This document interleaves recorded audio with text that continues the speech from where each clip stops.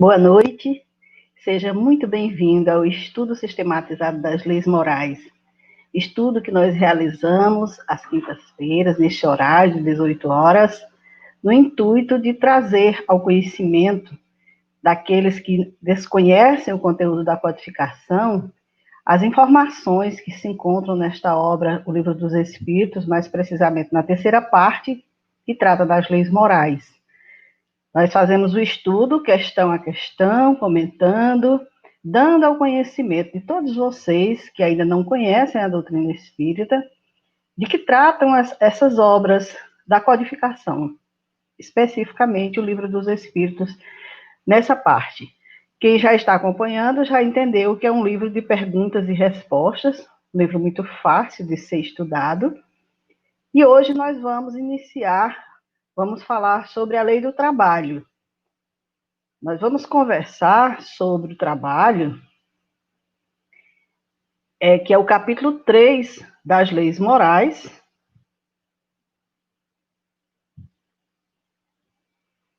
Capítulo 3 das leis morais, que trata da lei do trabalho. Você sabia que existe uma lei do trabalho, uma lei divina, uma lei natural? Pois é dela que nós vamos tratar. Então, o trabalho, ele é definido como uma atividade remunerada ou não, corporal ou intelectual, realizada com o objetivo de atingir uma meta. Eu achei essa definição perfeita, porque realmente é isso. Nós trabalhamos por uma remuneração ou não. Quantas são as atividades, tanto corporais ou intelectuais, que nós realizamos em nossas vidas? Algumas com remuneração, outras não.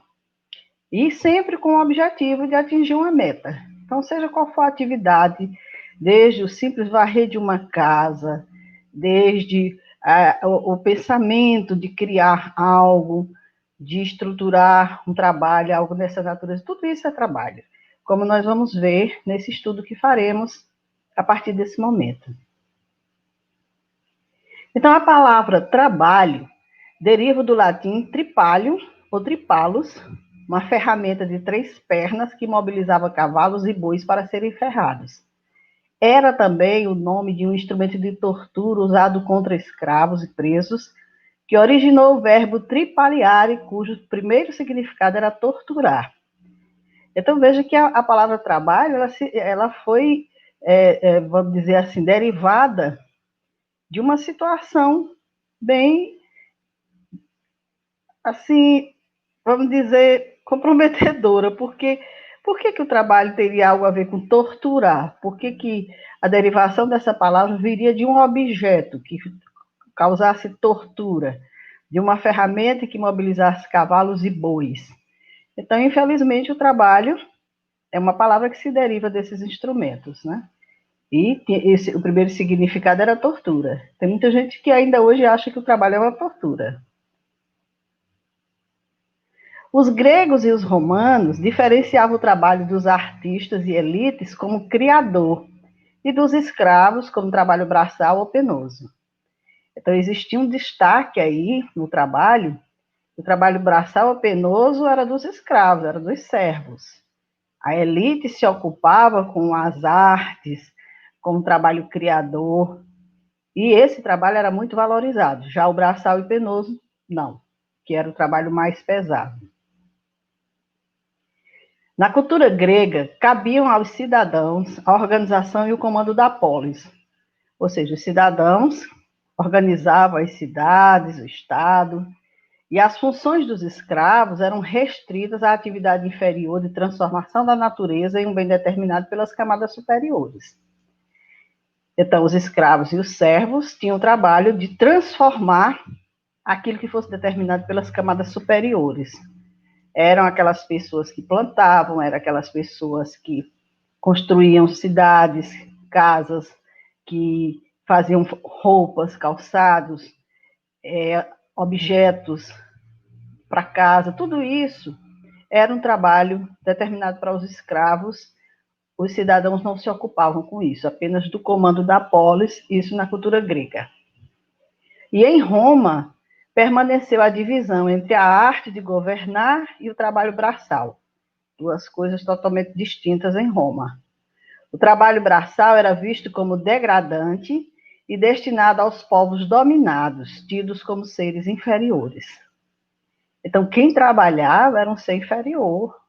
Era algo degradante para aquela sociedade, né? Então, a arte era muito bem valorizada e, com certeza, em Roma estava ali todas aquelas pessoas muito bem recebidas, muito bem remuneradas. Já o trabalho dos povos destinados a essas condições mais inferiores, eles não tinham tanto valor, não recebiam essa consideração da sociedade. Mas trazendo aqui para o nosso país, porque o nosso objetivo aqui não é fazer um histórico do trabalho no mundo, mas só para a gente chegar ao nosso objetivo inicial, no Brasil o trabalho passou a ser regulamentado a partir do ano de 1930, quando Getúlio Vargas uniu um grupo de juristas e legisladores para elaborar uma consolidação das leis trabalhistas, a CLT, visando garantir uma série de seguranças e regulamentações na relação entre empregadores e empregados.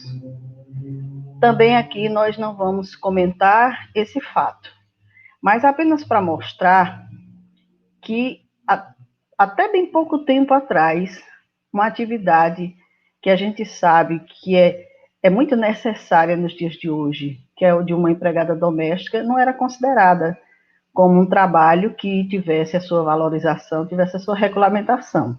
Só de uns anos para cá é que isso começou a prevalecer.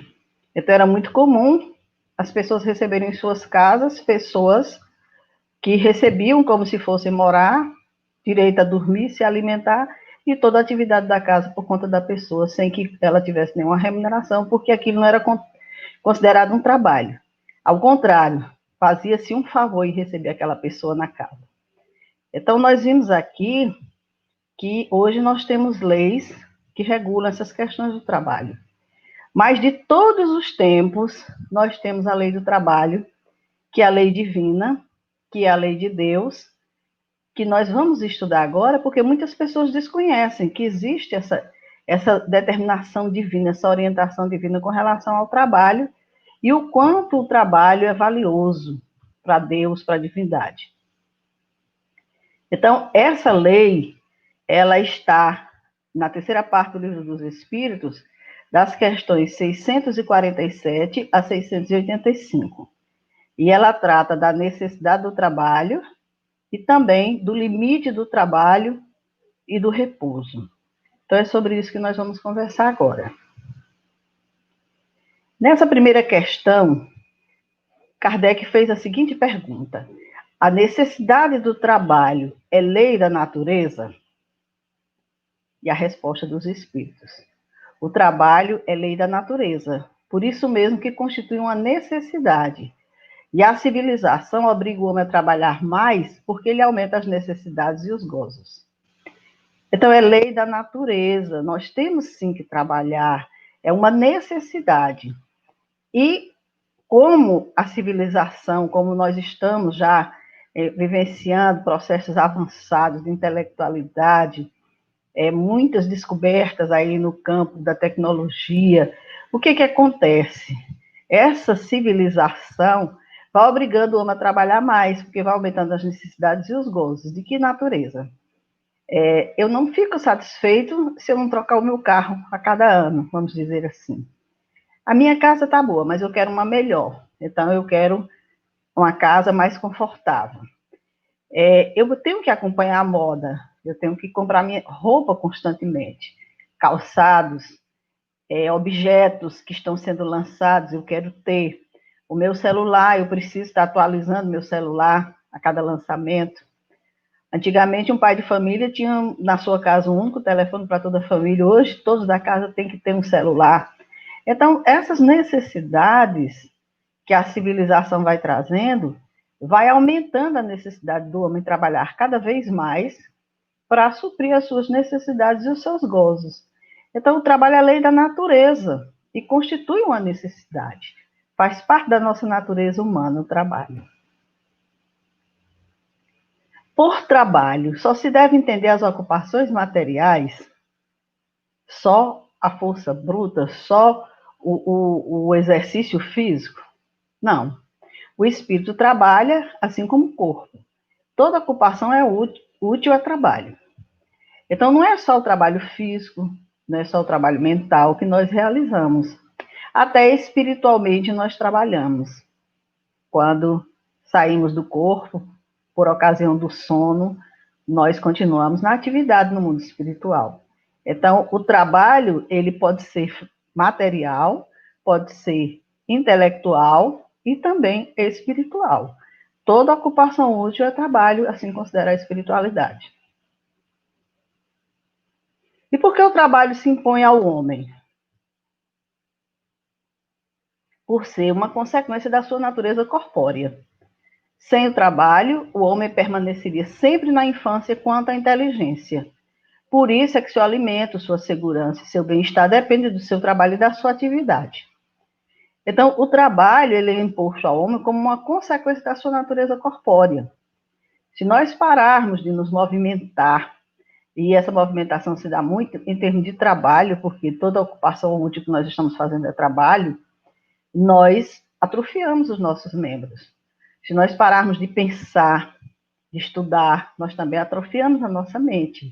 Então, é uma consequência da natureza do ser humano o trabalho. Nós temos que trabalhar. E para isso, Deus nos colocou justamente com essa necessidade, por nosso intermédio, por intermédio do nosso trabalho, nós temos acesso a alimentos, segurança, bem-estar.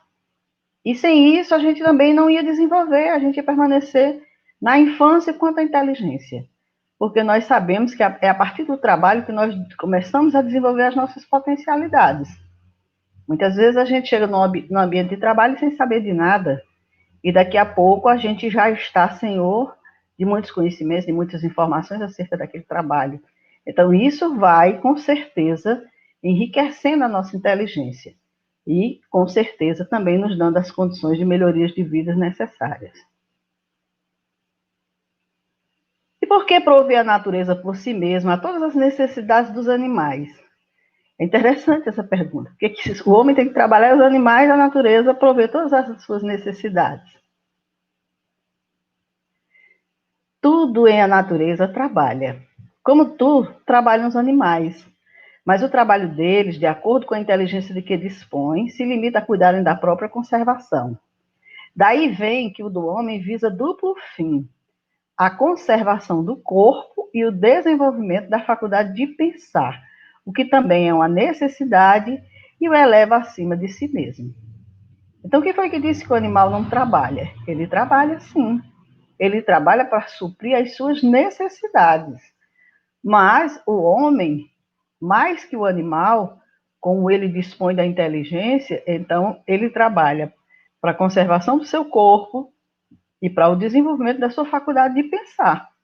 É uma necessidade que ele tem para ser desenvolvida aqui, quando chega no planeta Terra. E aí, no momento espírita, tem uma mensagem belíssima, eu trouxe aqui para a gente intercalar, intitulado Trabalho é Lei da Vida, que diz o seguinte: em a natureza, tudo trabalha. Trabalham os vermes na intimidade da terra, tornando-a fofa e produzindo humus nutriente para alimentar as plantas. Trabalham os pássaros na construção dos próprios ninhos e na disseminação do pólen das flores. Trabalham as flores, doando seu perfume ao ar e permitindo o nascimento dos frutos. Trabalham os insetos, polinizando as flores e desempenhando a parte que lhes cabe na estrutura do ecossistema. E trabalham também os rios, fertilizando o solo e descendentando homens e animais. Trabalham as nuvens, fornecendo a chuva que rega as plantas e purifica a atmosfera. Trabalham as árvores, abrindo seus galhos, quais braços fraternos, acolhendo os ninhos e fazendo sombra na caminhada dos homens. Trabalha igualmente o sol, estrela incansável, que jamais deixa de estender seus raios quentes, espancando as trevas e favorecendo a vida. Trabalha a lua, controlando as marés e deslumbrando os olhares apaixonados dos namorados que sonham um dia poder oferecê-la a alguém em nome do amor. trabalham os oceanos, abrigando na intimidade várias formas de vida e transportando em suas ondas as embarcações, permitindo a ligação entre os continentes. Trabalha também o vento, acariciando com igual doçura os carvalhos gigantes e as pequeninas hastes da relva. Tudo em a natureza trabalha, e trabalham também os homens. Já pensamos sobre isso? Veja que maravilha! Nada inerte na natureza, nada sem utilidade, tudo trabalhando em prol da humanidade, do nosso planeta, da natureza. Tudo em trabalho. Continuando na questão 678, a pergunta: em os mundos mais aperfeiçoados, os homens se acham submetidos à mesma necessidade de trabalhar? A natureza do trabalho está em relação com a natureza das necessidades. Quanto menos materiais são estas, menos material é o trabalho. Mas não deduzais daí que o homem se conserve inativo e inútil. A ociosidade seria um suplício em vez de ser um benefício. Então, é claro que nos mundos superiores, aonde a necessidade não é tão material como a nossa, no mundo que vivemos, o trabalho lá deve ser bem diferente. Aqui, o trabalho está em relação com a natureza das nossas necessidades. Como nós vimos, a civilização cria muitas necessidades, isso faz com que a gente muitas vezes trabalhe até em excesso, para ter aquilo que a gente acha que vai nos satisfazer, que vai ser o nosso prazer. Mas nos mundos mais elevados, essas necessidades materiais não são tão importantes. Então, com certeza, o trabalho lá há de ser bem mais diferente do que o nosso trabalho aqui, e com certeza a ociosidade lá não existe, seria um suplício. Aqui a gente considera um benefício ficar sem fazer nada em determinado momento. Mas nos mundos mais avançados, onde a consciência já evoluiu, já se sabe o valor do trabalho, já se sabe a importância de contribuir, essa ociosidade não existe.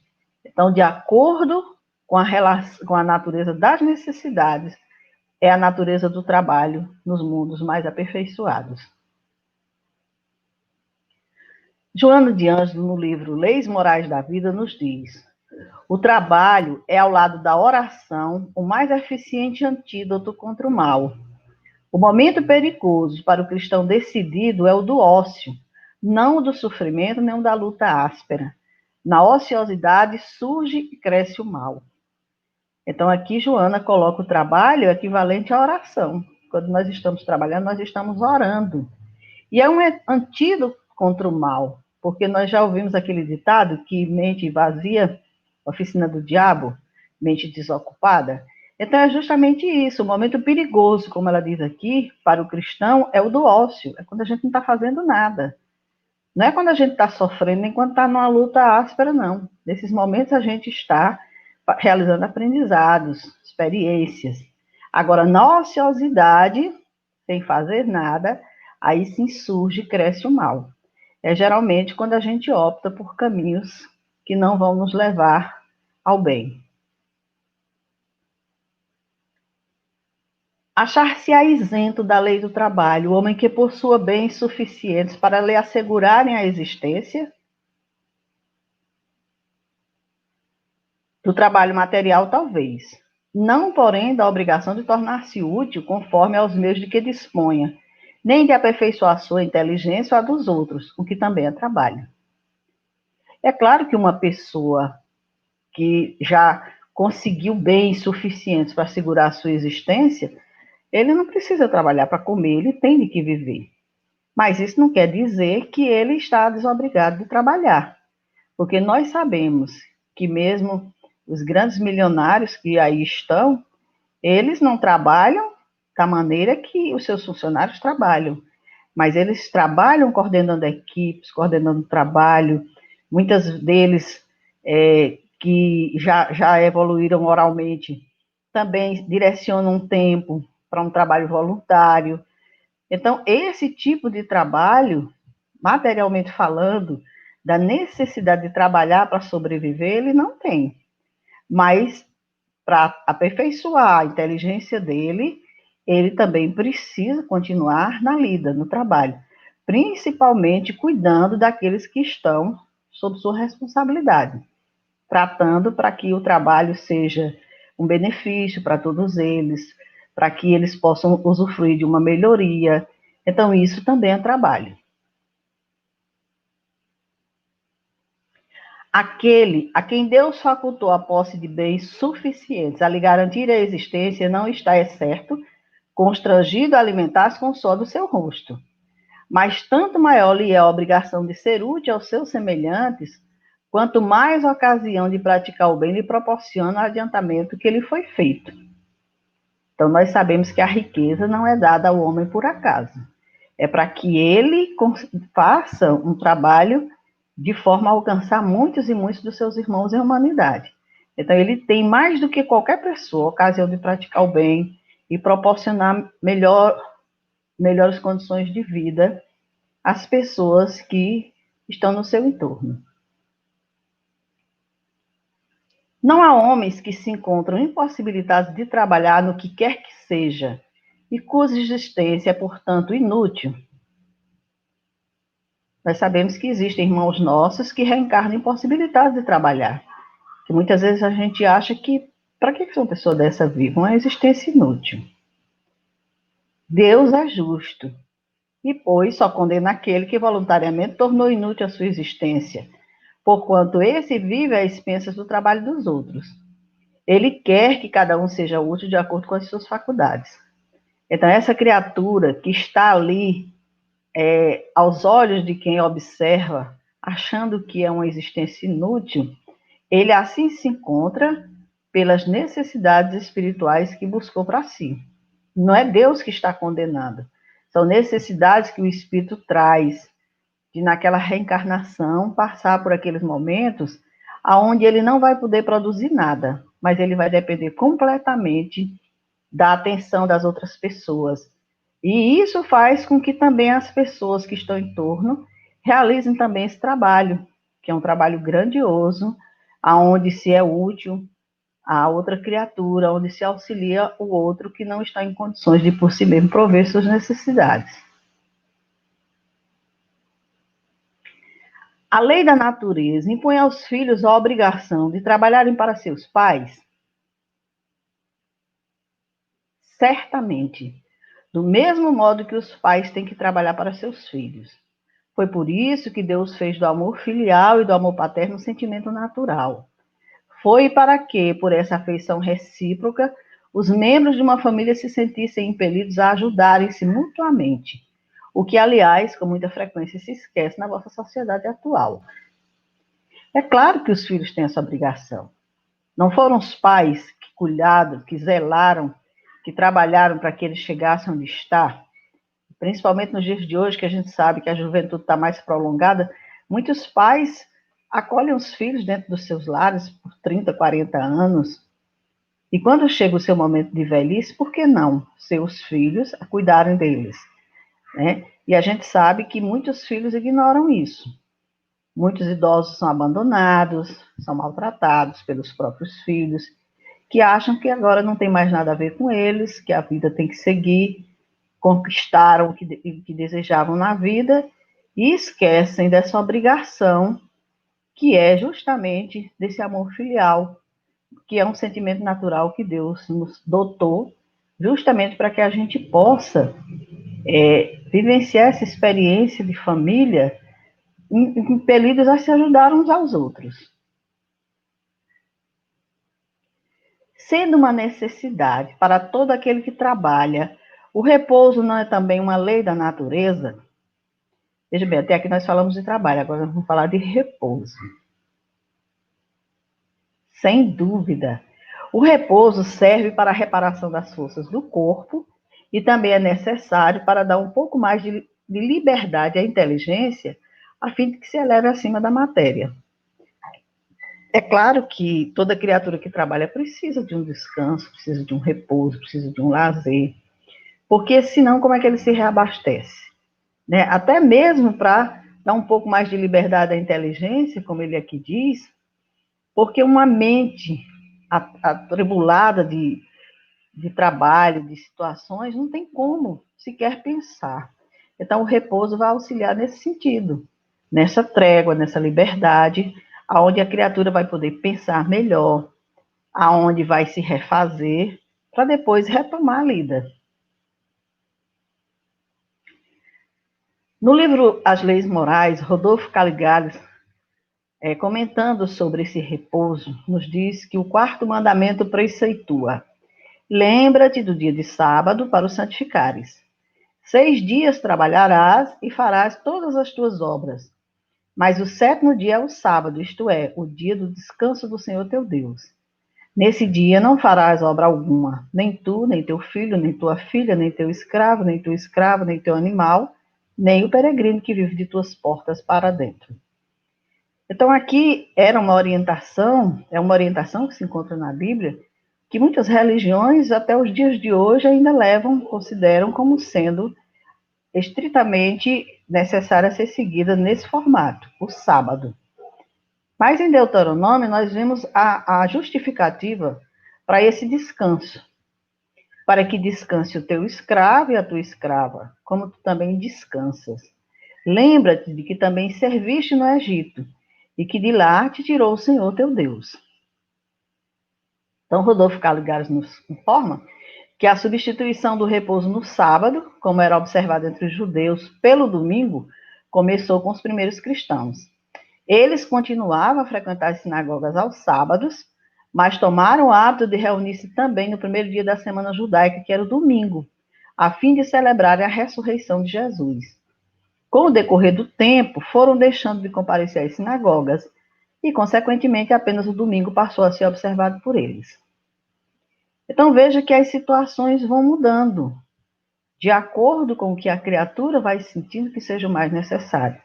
Nos dias de hoje, nós sabemos que, necessariamente, o dia de folga da criatura não é o domingo. As condições de trabalho são muito diversas. Tem pessoas que trabalham no sábado e no domingo. Muitas vezes folgam na segunda, na terça, na quarta, o dia que dá melhor para o seu trabalho.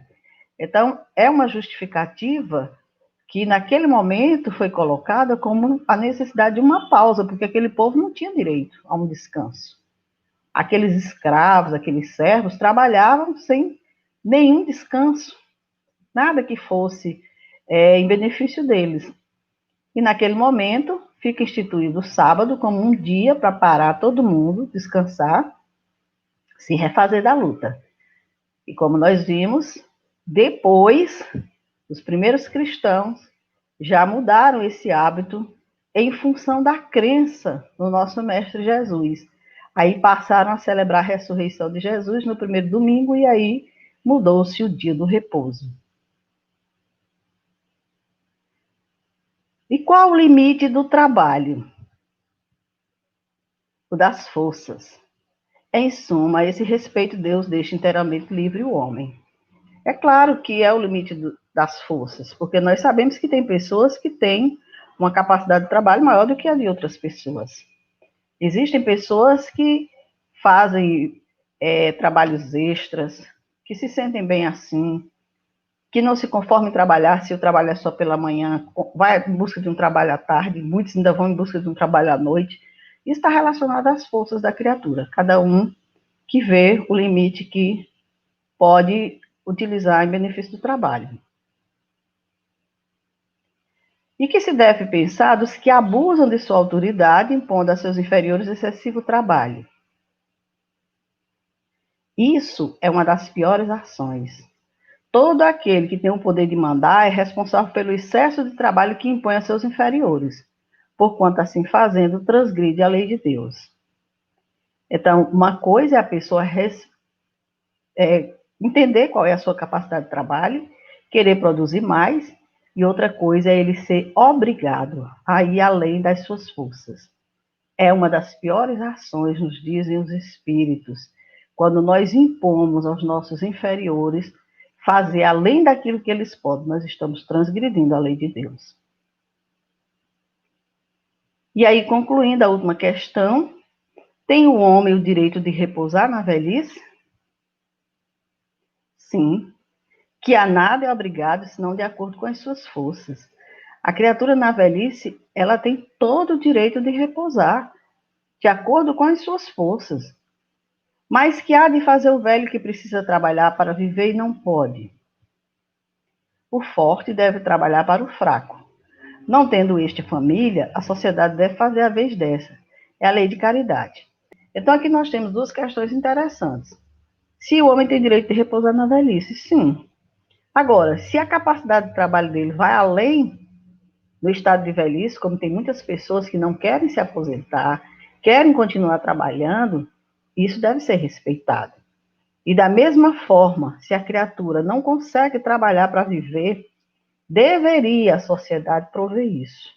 Nós sabemos que existem leis já que traz algum benefício para o idoso, mas ainda não suficiente para contemplar todos e de uma forma que dê dignidade para a criatura humana. Não basta se diga ao homem que lhe corre o dever de trabalhar. É preciso que aquele que tem de prover a sua existência por meio do trabalho encontre em que se ocupar, o que nem sempre acontece. Quando se generaliza a suspensão do trabalho, assume as proporções de um flagelo, qual a miséria. Então não é só dizer, todo ser humano tem que trabalhar. Ele precisa encontrar trabalho. E a gente sabe que nos dias de hoje a situação está muito difícil. Muitas pessoas estão desempregadas, muitas pessoas perderam sua condição de trabalho. E isso, quando se generaliza, essa suspensão do trabalho é como os nossos irmãos nos dizem, assume as proporções de um flagelo, qual a miséria. Porque como é que a criatura vai dar conta da sua vida? Como é que vai se alimentar? Como é que vai pagar as suas contas? Hoje nós dependemos de muitas e muitas questões dessa natureza. Então não é só dizer que o homem tem dever de trabalhar, ele precisa também ter um meio de trabalho. Então nos diz o Gibran, Khalil Gibran, o trabalho é o amor tornado visível. E se não sabeis trabalhar com amor, mas com desagrado, é melhor deixar o trabalho e sentar-vos à porta do templo a pedir esmola àqueles que trabalham com alegria. Então, se a criatura trabalha com má vontade, com desagrado, acha que não precisa trabalhar, não deveria trabalhar, é como ele diz, é melhor sentar-se à porta do templo e pedir esmola àqueles que trabalham com alegria. Porque aqueles que trabalham com alegria são os que progridem, são os que se melhoram, são os que evoluem intelectualmente, materialmente falando. Mas aqueles que trabalham com desamor, com certeza, não fazem um trabalho bom também. Estão sempre a se reclamar do trabalho, do provimento desse trabalho. E aí, com certeza, não é uma criatura que trabalha com amor. E como nos diz Gibran, o amor é o trabalho tornado visível. O trabalho é o amor tornado visível. Jesus dizia, meu pai trabalha incessantemente, e eu também trabalho. Já pensou se Deus cessa o seu trabalho, como é o desequilíbrio que não ocorre no universo? Deus trabalha incessantemente na criação, na manutenção das leis, e o Cristo trabalha também, porque é o governador espiritual do nosso planeta. É quem segura a estrutura do nosso planeta, está sempre a nos conduzir, a nos auxiliar. E o Espírito André Luiz nos diz, trabalho é a maior concessão de Deus no tempo, o grande renovador de tudo. Sem o trabalho, seja material, seja intelectual, seja espiritual, que seria de todos nós? Como nos renovaríamos? E aí André Luiz diz, se entre os homens trabalhar é a honra da criatura, na vida do espírito trabalhar significa elevação e progresso. Temos, além da morte, a luta de 1000 faces diferentes, desafiando-nos a capacidade de auxiliar. Então, quem pensa que vai morrer e vai ficar lá descansando eternamente está enganado. Tem muito trabalho na vida do espírito. E isso significa elevação e progresso, como nos diz André Luiz. Porque existem lutas de 1000 faces diferentes no mundo espiritual, desafiando a nossa capacidade de auxiliar. E ele continua dizendo, entre a terra e o céu, há precipícios de angústia e vales de escuridão, nos quais a vaidade humana espia e chora. Dores incontáveis surgem depois do túmulo, onde a colheita do remorso encontra espinheiros de sombra e fel. Desde entre a terra e o céu tem muito trabalho, muito consolo, muito auxílio. Tem muita criatura espiando e chorando, dores incontáveis depois do túmulo. Só o trabalho é bastante forte para penetrar nos antos do sofrimento, iniciando a obra da redenção para os companheiros que desejam renovação. Por isso mesmo, a ele nos cabe empenhar o coração com ardoroso fervor, a fim de aprendermos que servir aos outros é servir a nós próprios. Então, nós vamos trabalhar, sim. A nossa oportunidade de trabalho vai continuar existindo em nossas vidas sempre, porque Deus, nosso Pai, assim quer. E na atividade nenhuma, todos nós estaremos trabalhando aqui encarnados, trabalhando desencarnados, muita luta, muita desenvoltura de trabalho no mundo espiritual nos aguarda para aqueles que querem evoluir, que querem progredir.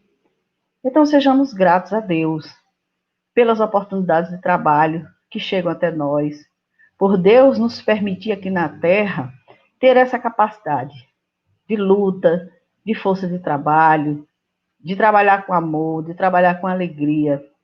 Seja esse trabalho no nosso lar, seja esse trabalho em sociedade, seja esse trabalho na casa espírita, onde quer que estejamos. Que o trabalho seja para nós esse amor visível, como nos diz o Gibran. E que a gente guarde a certeza de que quanto mais trabalharmos aqui, mais desenvoltura teremos para quando sairmos daqui da Terra, adentrarmos no mundo espiritual, continuar auxiliando. E que Deus nos permita que a gente seja um trabalhador de boa vontade, tanto aqui na Terra, quanto nos ciclos espirituais. Então, nós agradecemos a vocês que nos acompanham nesse estudo. Esperamos que essa lei do trabalho tenha trazido esclarecimentos importantes e recomendamos a leitura da obra do Livro dos Espíritos, a terceira parte, especificamente a lei de trabalho, que hoje nós trouxemos na íntegra. E, se Deus quiser, na próxima semana nós estaremos dando continuidade com mais uma outra lei que nós vamos trazendo ao conhecimento de todos vocês. Muito obrigado pela companhia, pela participação e até o nosso próximo encontro. Muita paz a todos. Uma boa noite.